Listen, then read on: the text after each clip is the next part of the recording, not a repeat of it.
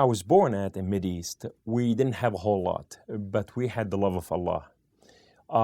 My dad, my grandfather, my grandmothers, my uncles, my aunt came to our home, and this is when we had our time of madrasa. Madrasa it means school. It's a Muslim school specifically. This is when a Muslim come and learn what's the future going to be, what's their call in life, altogether what's going to be. Madrasa is what I grew up with. This is when I came to know my purpose in life. In madrasa, all the teaching is about Islamic teaching. But the greatest part about this, the most impactful, it was my mom. My mom, who loved me, who gave me life, is the one who embracing me, and I'm reciting the Qur'an after her, and she's telling me what it means. And so my dad will speak after she taught. It's our women who taught the children this is the way of living. This is the future. This is, we learned our purpose, what to do and how to do, and this has prepared us for next stage. The next step is what to do in Islam. Now we come to love Allah, and we're ready to give our life in our understanding, and we meditate on this as children. The next step, when I was 7 years old, I joined the PLO. From my childhood all the way to the age of 6, we were studying in madrasas, we're studying the Islamic teaching, our purpose in life. We lived on the stories of our grandmother and grandfather about the days of Islam. What's about to come? What's the prophecy of Islam? What's coming about in the future? How are we going to impact the world? Now I'm studying with a Muslim Brotherhood, and the Muslim Brotherhood said, Islam is power. If you want to be powerful, you must understand and know what Islam is all about. So now I came to understand the power of the Qur'an, the power of Islam. In my right hand, I possess the Qur'an and Islam. Now, when I was 7 years old, we joined, the Muslim Brotherhood joined the PLO. The PLO, the Palestinian Liberation Organization. As we joined over there, as I was a child, I went to my biggest playground in my life.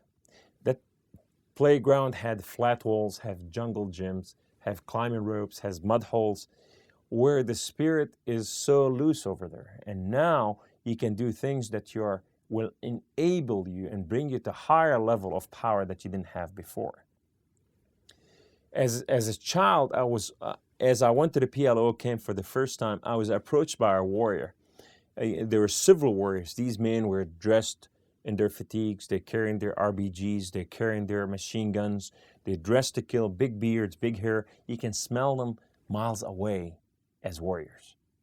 This man, the leader, said, "Child, do you want to be a warrior?" I said, "I am a warrior." He said, "No, you will not be a warrior unless you know how to use a weapon." He put the AK-47 in my arm, and I shot 30 bullets into the heavens. The transformation that took place over there, you are perfect soil right now for the seeding of terrorism. You are your family, your madrasa, your uncles, your aunt, your mom, your dad, they taught you about Islam, the Muslim Brotherhood. You are the perfect soil. Now the PLO became that seed of terrorism. Put it right there, and now a new tree coming out, and it's powerful. That tree is ready to destroy the world. That air, that gunpowder that came out of the machine gun became the air that I wanted to breathe. That machine gun was my best friend, was my friend that I can trust. Now I have, in one hand, I have the Qur'an, in the other hand, I have the AK-47 machine gun. I can change the world. I'm on a mission. The teaching of your mom and dad, the teaching of madrasas, the teaching of the Muslim Brotherhood, the teaching of your childhood in Islam prepare you to the power of Islam and understanding what Islam is all about. You prune now to understand that your purpose is to subdue the world, is to fight, is to bring on Islam, is to change the world for the call of Islam, because the prophecy called for that. So now we must bring the days of Islam about. As a matter of fact, the hadith from Bukhari wa Muslim says the day of Islam will not come about until the Muslim fight. Who will they fight? The infidels. Even the rocks and the tree will cry out, Abdullah, servant of Allah, Muslim behind me, there's an infidel, come and behead him. Therefore, the call was right there. It was my mother teaching says, my son, if you kill Jew, your hand will light up before the throne of Allah. And his heavenly host will celebrate that you killed Jew. So these were embedded in our bloodstreams, in our fiber, in our DNA, that we must change the world, physically and spiritually. So now I have the power of Islam. Now I joined the PLO. The PLO gave me new power, the power of gun, the power of the spear, the power of the arrow and bow, where I can conquer my enemy. If I can conquer them by the power of Islam, by the power of the word, then I will conquer them by the power of weapon. When you are taught at 7 years old to kill for the sake of Islam, it is very poetic call for a child, because now you know you are a liberator and you are not a terrorist. Terrorist is not in our dictionary. It's the liberators in our, that's what it's called, PLO, Palestinian Liberation Organization. And our job was to liberate the world sooner or later from many different things. That's why we did what we did in Munich at that time, when I was former terrorist. That's why they did what they did in Germany, bombing the bars. This is what they did, all these in the name of liberation. We terrorized the world to liberate our world. These are not new things. These are taught to us from our childhood. It's embedded in our DNA. It's in our fiber. And now you're giving us the Qur'an, and now you're giving us the weapon. That weapon is your friend, is the air. That gunpowder is the air that you need to breathe, and the rifle is your best friend. And the Qur'an is everything that runs through your blood. So you empowered in both. Now you are on a mission. I remember my first mission when I was 7 years old. We went on a first mission to Israel. After we trained in a camp, now we were ready to go on our first mission. And when I went to Israel, we went to the Golan Heights. We went all the way up and we started coming down, descending. And as we went down there was holes dug underground. They were miles and miles and miles away underground. And what we did is we went underground from Syria. We manifested in Israel. On our back, we had little duffel bags. Those duffel bags, each child had something different. We had TNT blocks with fuses. We had grenades, 9mm and 7mm handgun, and magazine for ammo for AK-47s. This is what we had in our backpack. While other kids are studying at 7 years old, while other kids are growing up to be the future leaders, we were trying to change the future impacted by what we carried on our back. You go like, well, why they want to send children? That doesn't make sense. The PLO never used children. Well, let me remind you, the Iranian, the Iraqis, the Syrian, the Hezbollah in Lebanon, all of them use children. Today, the training of children is number one. It's been happening from beginning of time. While other people didn't think it's possible, it was happening even in the 60s. Children were trained to kill. And I was trained to kill from that age. And then as I grew older, we went on every call where Islam called us to. We became powerful. We became stronger. Now we're ready to fight wherever the call sent us to. Why? Because we must advance Islam in the name of Allah. We must fight. Many Muslims will say, this is not possible because that's not what you learned, what Islam is all about. I'm here to tell you, if they said that, it's not true. Because what's happening behind the scene, these people did not born overnight. We learned that at that time. Those 19 men that came to the United States of America were trained somewhere, sometime. You could not bring terrorists overnight. As a child, when I was 7 years old, one day Yasser Arafat came to the camp, and we were eating together. And after we ate together, he started speaking to us, and he was addressing us. He said, it's children like you that's going to change the culture, the future culture, that's going to change the world. You are the liberator of the world. He said, Jerusalem is our target. He said, this is a Muslim land and we must possess that land. It does not belong to the Jew, and it does not belong, it belongs to us. So he kissed me on my forehead that day. And when he kissed me on my forehead, I did not wash for 2 weeks until all the kids in the camp were crying out, take a shower, clean up, because I stunk so bad and I don't want to lose. That was very special to me. It was like the anointing over my head that drives me, to do greater things because I was kissed by him. I was trained by the people who did the Munich bombing, by the people who changed, that they were doing the violent work. And I was only 7 years old. After I started growing up, I took that zealousy and all that zeal that, was given to me, and now I'm taking it to America. I'm taking it to Europe. Europe was my playground. That's where we practiced everything. America was the greatest giant that we could not conquer. I came to this land, to America, for the purpose to cut her feet off from under her. How do you do this? You take her choicest people, her children.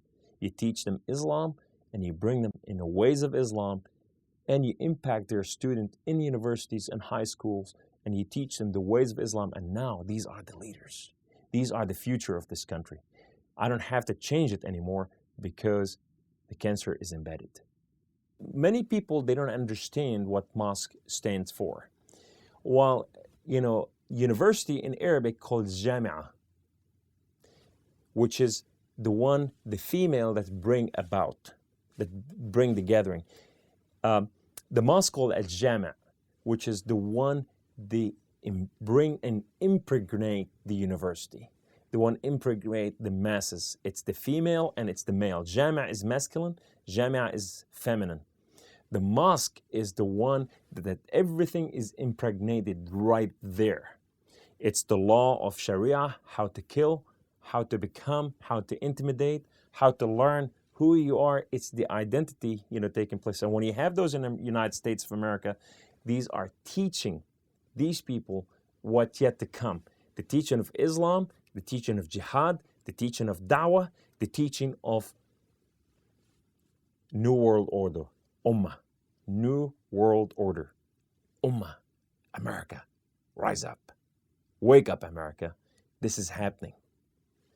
And this is the purpose of those mosques and Muslim centers, to influence the culture from end to end, financially, physically, spiritually, and every other way. Today, they did the statistic in the United States of America, and 45% of young Muslim men, that's what they did the study with. And these men, when a war takes place in the United States of America and they go as a warrior, if it's a Muslim war, they will not go to fight. They will do exactly what the Lebanese Muslim did, during war of Iraq. He ran from Iraq and he went back to Lebanon and he said, I was kidnapped. And they released me later, I went to Lebanon.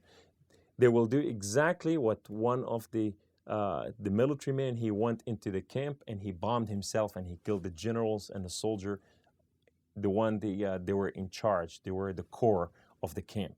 This is what they will do. Why? Because that's what Islam command them. You could not fight against Allah. You must fight for the cause of Islam. Anytime when you have a senator or anyone in our government putting his hand and swearing on the Qur'an, he's making a legion. His promises are for Allah and for Qur'an, and it is not for that country. His legion is for the Ummah of Islam, the New World Order of Islam. That's what his legion to. As a matter of fact, and I don't want to mention this guy's name, when he had a huge convention, he had over 3,000 Muslims. And he said, the day of Islam, the reign of Islam is coming about. And now we are in a government. And we're going to change America from end to end. That's what he was preaching. And they start screaming, Allahu Akbar, Allahu Akbar, Allahu Akbar. What is that supposed to mean? He already declared and made his declaration for Islam against America while he is in power in the government. When Americans vote, they must know that you're not voting for one party or another, for a Republican or for a Democrat. You have to vote for what is right, for what's pure, what's wholesome, not for someone to destroy your home and take it away from you, that one day your children have no place to go, but for somebody who is patriot, who loves her, is willing to die for her as American. It is hard for a Muslim to convert from Muslim to Christian. It is hard for a Muslim to change to anything for that reason. But only the power of God can do miracles and change lives. When I was a Muslim living in the United States of America, when I changed her and cut her feet off from under her, and I was going from mission to mission, doing the work of Islam in one place and advancing it in another, and buying weapon caches to do other things to practice how to become jihadist if the day of jihad came about. As I was traveling, and I got in a car wreck between the two missions. When I got in a car wreck, my car has a T-top. I broke the seat belt. I flew out of the T-top, of my car after I was, hit by an 18-wheeler, and I fell on my neck in a mud hole, on my head and neck in a mud hole. And when I screamed right there, Allah, where are you? Nothing happened that day. I was in a mud hole alone and nobody else was with me. But out of this car wreck, this man came running to me, and his name was Eddie, I found out later. And he said, everything's going to be all right. We're going to take care of you. And as he said that, I looked in his face and there was the kindest smile on his face. He said, my brother's chasing the other car that caused the wreck, and I called the ambulance and they're on the way to pick you up. And as he blocked the sunlight, took his T-shirt off, wiped my face from the mud, and kept assuring me everything's going to be all right, there's that peace. But yet there's the other part of me, anger. Who are you and what are you and how dare you tell me this? That, anger in me. The ambulance picked me up and took me to the hospital. And now, a trauma team waiting right there. And this doctor, his name is Dr. Steve, the head of the trauma team. And he said, we understand your name is Kamal. We understand you're a Frenchman living in America. I understand you have no family, no insurance, no nothing. It is my identity that I'm hiding as a Frenchman. I speak French. I speak many other languages because that's what Muhammad commanded, is to learn your enemy's language. And with this, he turned to me and he said, we're going to take care of you and everything's going to be all right. And when he said that, I thought, it's conspiracy. The jinn has found me. The demons has found me. And now I looked in his face and he had that kind, gentle smile on his face and the assurance that everything's going to be all right. 2 days later, I wake in the hospital. Dr. John did the same thing. These three men took me under their shoulders. They loved me. They took me to their home because I don't have an insurance. They stood holding hand and they prayed for Kamal. They prayed for his healing, for his safety, for his maturity, for his eyes to be opened, to be unveiled. They prayed for a lot of things. These people became the living word that walked among us. They ministered to me the Bible without converting me, without telling me you're a Muslim and you don't deserve life. And I came to understand that these people are people of love. These people are people of kindness. These people are sheep ready to be slaughtered because my mission is to take people out like them. And I came to understand that these people are not the same people that I want to kill. What I want to destroy, the purpose that I came against, I found out that these people of love, and they are just gentle. The most pure things ever happened to me because I came from dark, dark places, and these people are coming from kind, gentle places. And now, after they gave me haven, they loved me, their wives took care of me, they cooked for me, they changed my bandages, they stood there with me. One day I went to my home, my apartment. And the first thing I did is the Muslim thing. I fell down on my knees, facing the east, and I put my hands to the heavens, and I cried out, Allah, Allah, Rabbi wa Mawlai, my Lord and my King, why did you do such a thing to me? Allah, Allah, I have loved you. I have warred for you all over the world. Why? Did you allow such a thing to happen? It's not even my fault. And these people, they're kind, gentle, loving, and they have relationship with their God. They pray for their God and they say, we heard God says this and this. They pray for healing, receive healing. They pray for issues and they get it. I want to have a relationship with you too. I want to hear that you say that you love me. Allah, if you are real, speak to me. That day, nothing happened whatsoever. That day, the room was quiet and empty. And what came to my understanding that everything that I live for is nil, void, and empty. My life, everything I worked for is not even real. Here I'm talking to somebody out there that he's not speaking to me. Here I'm doing something that only my flesh is being encouraged. I'm gaining through my flesh, but there's nothing else happening. It is my agenda. It is what I did for Islam and not what they did for me. With this, I want to get my gun, put it in my mouth, and clog my head off.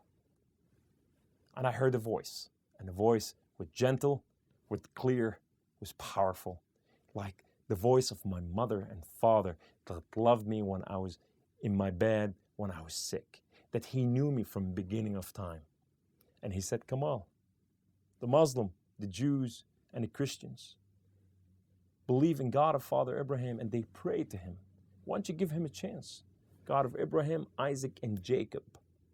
I fell on my knees, put my hand to heavens. I'm hanging my thread here right now. And I cried out, God of Father Abraham, if you are real, speak to me. God of Father Abraham, if you are real, I want to know you. The minute I prayed that prayer, all of a sudden there's this place right here, the center of me, start moving. My inner man became alive. I can feel him.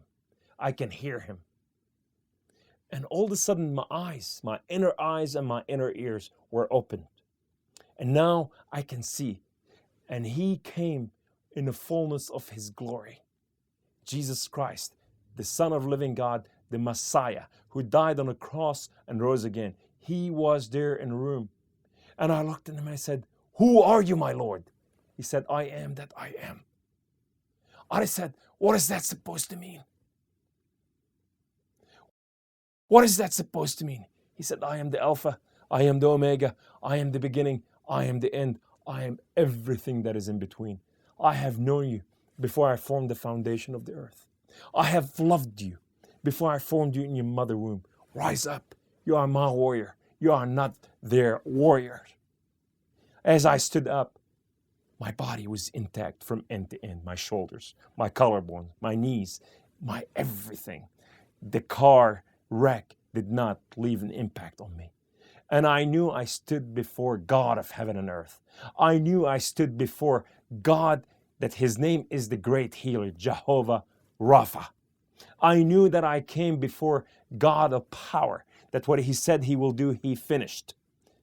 I knew I came to know and hear a voice of God that speak. I came to understand, and I fell there and I said, my Lord, I will live and die for you. He said, do not die for me. I have died for you that you may live. But I'm a Muslim. I must work out for my salvation. I have to earn it in my understanding. I said, I will go and grab them by the skin of their teeth and by their eyelashes, and I'll make them Christians.